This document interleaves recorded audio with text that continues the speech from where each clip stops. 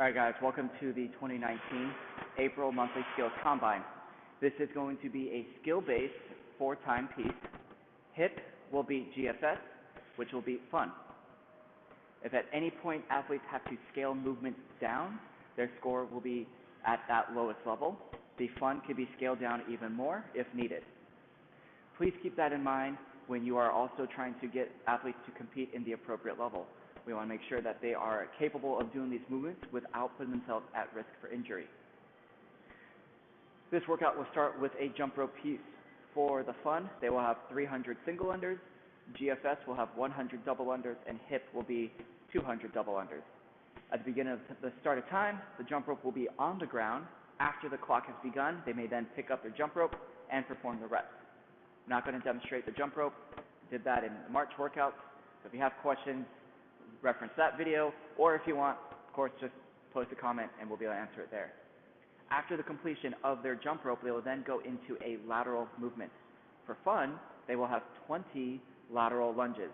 With that lateral lunge, what we want to see is the athlete stepping out to the side, dropping down towards that leg as low as they are able to do, and then that stationary leg will then pull through.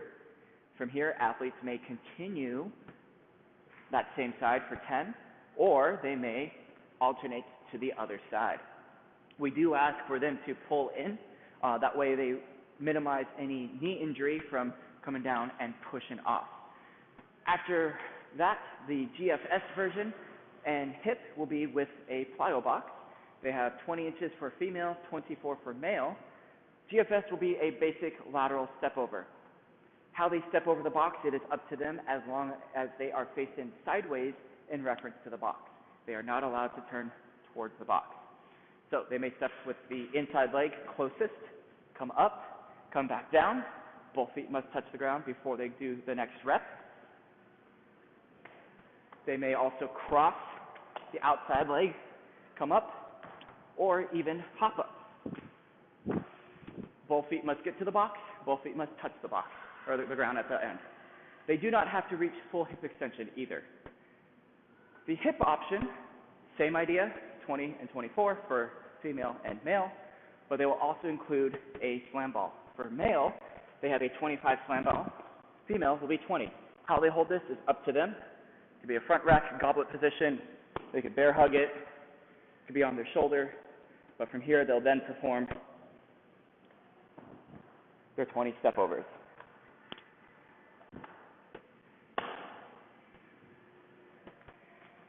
After athletes have finished their 20 reps of their lateral movements, they will then go into a handstand variation. For fun, it will be an elevated pike position hand release. With the feet on top of a box, they'll assume a pike position with hips stacked over shoulder, over hands, and then release one hand from the ground, and then the other. 20 on each for a total of 40. What we would like to see is athletes being all the way up to here, 2, 3, 4, 5, until 40. They do have the option of scaling that movement down since they are in the fun category. That's a little bit too much. They could be in a basic pike position here, or even shoulder taps.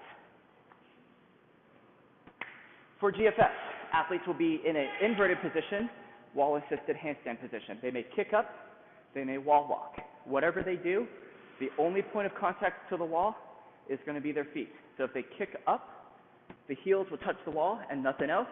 Make sure hamstrings and glutes and lower back is off the wall. Open up those hips. If they wall walk, just their toes. Once they get to that position, they will then begin their 40 hand releases.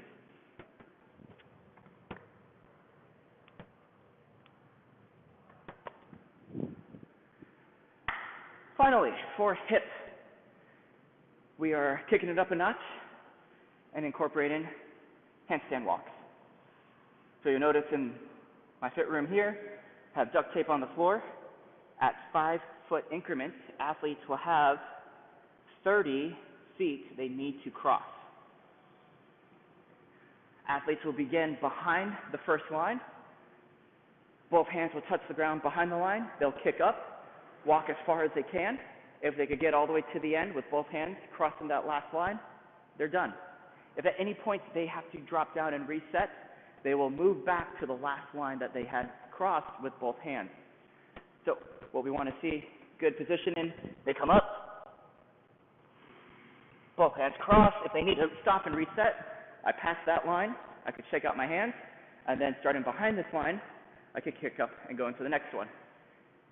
If I get here and I kick up,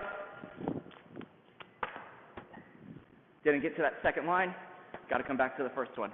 These will be done at 5-foot increments for a total of 30 feet.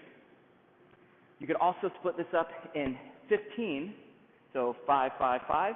Get down there, they could turn around and do 5, 5, 5 coming back if you are limited in space.